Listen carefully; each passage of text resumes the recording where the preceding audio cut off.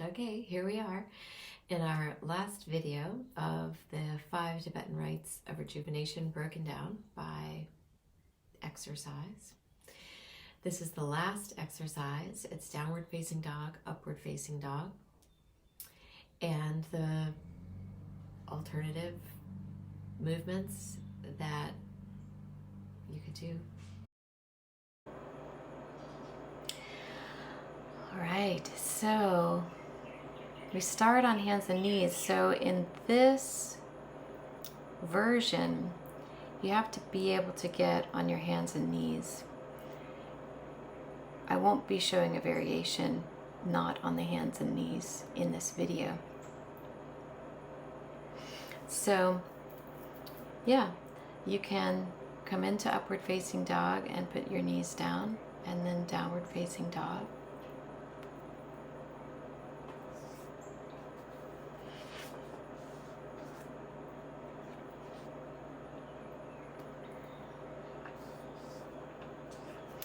If this is too much for your body or your strength level at this time, or if you're sick, you could just start with cat-cow. Moving the shoulder blades down the back in the cow pose, and not shrugging them, but lifting your navel in as high as you can. But you can, so see, I'm showing a variation here where you can keep your knees down and shift your hips back into an extended child's pose or warrior. What I'm saying here is when you come forward, you're going to be exhaling in that up dog variation. And so that final bit of the exhalation, like you breathe out and then you breathe out all the way, and let that final breath out be what motivates the hips and the abdomen back. You can try it the other way, where when you begin to come back, you let the inhalation take you back.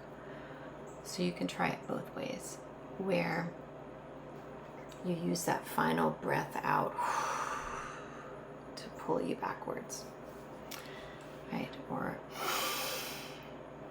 try it. All right, so you can just do an extended child's pose and come onto your elbows and drop the heart and try to keep the navel lifted in and the tailbone reaching back. I could do a little bit better there. But this is another variation on the knees and the elbows. And if you lift your head too high, you might pinch the neck, right? So keep the crown of the head moving up as you move. I mean forward, as you move up, forward, up, forward.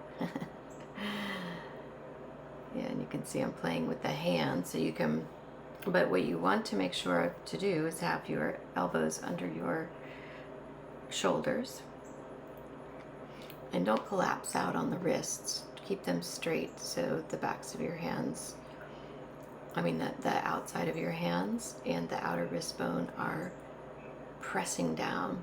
It's not great, you can't see it here because it's an amateur video. And then just keep the neck long as you come forward. If you want less challenging, you step your feet back. If you want more challenging, you bring them forward and lift your hips higher in the dolphin pose. All right. To be continued.